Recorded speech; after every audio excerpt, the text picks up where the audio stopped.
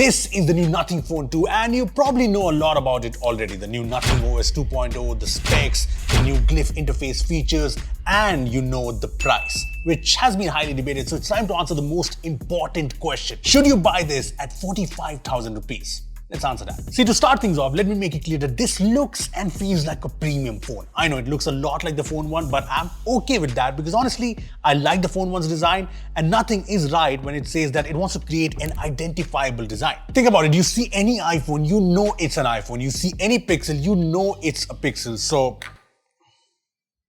anyway, the Phone 2 has some minor tweaks in design and I wasn't sure of how the curved glass looked because I thought the flat back on the Phone 1 was better looking, but it has grown on me and this whole metal glass design is just very nice to look at. I'm not a big fan of the new grey variant because I think the black version in Phone 1 was particularly striking, but the white looks absolutely gorgeous even with the glyphs off. Also, very importantly, we haven't come across any quality control issues in the Nothing Phone 2 like we saw in the first batch of the Nothing Phone 1 devices, so there's no dust inside, there's no weird yellowing so far, so nothing seems to have sorted that out. Now this is bigger than the Phone 1 and this is a fairly big phone. I mean, here's a comparison of the Nothing Phone 2 versus the Pixel 7a to give you an idea about the size. So yeah, this is not for people who want an absolute compact smartphone. Now one upgrade here is the display and I think it's a very good upgrade. I mean, the specs show two big changes, LTPO and higher brightness, and the display is obviously very smooth. LTPO works well to change the refresh rate dynamically and the display is also very bright. I had no problems using it outdoors, but even apart from this, the display just feels more higher end.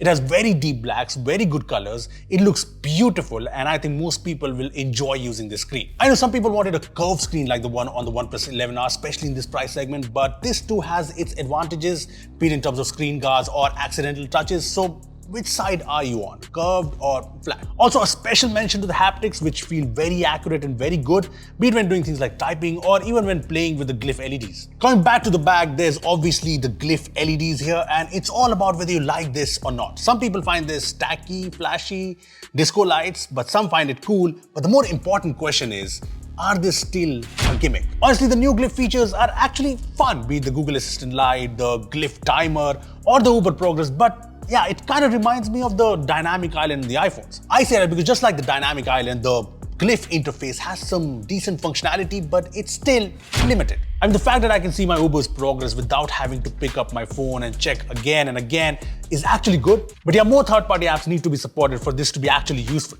The Glyph LEDs are part. The Nothing Phone 2 stereo speakers, which includes this bottom speaker and the secondary speaker in the earpiece, is good, loud and crisp sound. The fingerprint scanner remains fast and nice. The phone also has dual physical SIM slots and there's the IP54 rating, which honestly could have been better. I mean, an IP67 or 68 at this price would have been better. Now, the biggest upgrade on the Phone 2 is the processor. Snapdragon 8 Plus Gen 1 is obviously miles ahead of the 778G on the Phone 1, and the pricing obviously reflects that. And when you look at the benchmarks, it's typical 8 Plus Gen 1. It easily beats the Tensor G2 in the Pixel 7a or the 7 quite easily, as you can see. It even scores slightly higher than the 11R, which has the same chipset. The Phone 2 also does not have any major throttling issues. Yes, there is some amount of throttling, but this is normal for an 8 series chipset. These tests apart, the best thing about the Phone 2 is that this feels like a very fast phone. App launches are super quick, multitasking is almost flawless, everything is just very smooth and responsive, and games run like they're supposed to on a high-end phone. It's a very consistent experience. I mean, this is us playing BGMI at Ultra HD graphics and Ultra frame rate, which is the highest setting for more than 45 minutes now. And you will notice that the gameplay is still very smooth, and we checked the temperatures too, and it's around 35-37 degrees, which is honestly lower than I expected. We even tested Genshin Impact on the phone at the highest settings, and there are some minor frame drops here and there, nothing alarming. And after almost 30 minutes of gameplay, the temperature is once again very low for a powerful phone like this. The thermals just seem surprisingly good because even when running benchmarks, the phone gets warm but never really hot. There's honestly no problems with the performance in this phone, and Nothing OS 2.0 I think adds to the experience. I've already talked about it in a lot of detail, like a lot in our last video, so check that out if you haven't already. But the bottom line is, Nothing OS 2.0 is probably up there with Pixel Experience as the most fun Android UI out there. But let's get serious. One thing I was a little skeptical about in the Nothing Phone 2 is the cameras. See, the Nothing Phone 1 had good cameras, but that was a mid-range phone. This is a more premium high-end phone, so expectations go from here to here. The Phone 2 brings the IMX 890, but it competes with the likes of the Pixel 7a, 7, OnePlus 11R, and this is where things get interesting. See, the Phone 2's main camera is pretty good. Almost every photo is detailed and sharp. I like that it manages to capture different colors accurately. Just look at the balloons in this photo. Also, photos have a slightly contrasty look, which a lot of people like. Dynamic range could have been better, but it's mostly fine. In low light too, photos look good. Things are bright and almost every photo is sharp and detailed. But zooming in, you can see that some photos have a bit of an oil painting effect, which is a bit weird for a phone at this price. Video-wise, the Phone 2 is very, very good. Just look at this video. I know this will probably remind you of the viral game Strays, but the quality is good and the stability is just excellent. Now, individually, I'd rate this camera very good, almost on par with the OnePlus 11R, but it's not the best camera experience in this price range. That would be the Pixel. Here are a few comparison photos with the Pixel 7a, and while the Phone 2 comes close sometimes, the 7a is just better.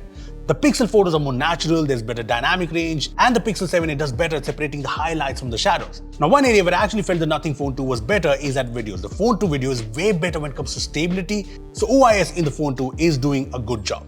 Moving to the other cameras, the ultra-wide camera does a decentish job. It obviously cuts down on the details a lot, but it manages to keep the color tone mostly. The front camera is upgraded, and I like that it keeps a natural tone with good details, and HDR does its job well. See, if I had to sum up the cameras in the Nothing Phone 2, I'd say it's good, but Nothing still has a long way to go before taking on the Pixels and the iPhones, and not just in camera quality. I'm talking about the fact that the Phone 2 shutter lag is a real problem. Also, our white Phone 2 had a perfectly working fine camera app, but our grey Phone 2 had a weird issue. And this is what happens when I open the camera app. Yes, it just keeps crashing again and again and again. We forced off the camera app, we restarted the phone, we made user accounts, we even factory reset the phone, and the camera still does not work. This is honestly bad, and I hope Nothing fixes this soon because nobody wants their new phone to work like this. Anyway, the 4700 mAh battery on the Phone 2 is good. We consistently got a screen on time for around 6 hours on this phone, which, like I said, is good. The charging is kind of slow for today's standards. We charged the phone with a 65-watt PD charger, and the phone went to 100% in 65 minutes. This also has 15-watt wireless charging support, and yes, there's still reverse wireless charging. The Phone 2 also gets all the other basics right. There's carrier aggregation support, and I did not come across any network problems or calling issues. There's also Wi-Fi 6, NFC, and 25G bands. So you know what, with all the details out, it all boils down to this. The Nothing Phone 2 at 45K, the OnePlus 11R at 40K, or the Pixel 7a at 44K. Here's what I think. See, I would go for the Phone 2 because even though it is priced higher than the OnePlus 11R, it has wireless charging and it has an LTPO panel, which makes a difference. The Phone 2's design is also more premium, and even though the glyph LEDs aren't super useful yet, I like the uniqueness in it. Also, even though Oxygen OS on the 11R is bloatware free, Nothing OS 2.0 is just more refined and fun to use. Having said that, if you want the same 8 Plus Gen 1 performance at a lower price, 11R is still a very good value option with advantages like the alert slider, a 100-watt charger in the box, and a bigger battery. Lastly, if you can compromise on the display and the performance for the absolute best camera performance, there's still no matching the Pixel 7a. It even has the better IP67 rating, and this will get the latest updates the fastest. But that's just what I think. I want to know from you guys, which of these 3 phones would you buy at the price range I'm talking about? Comment down below, and thanks for watching.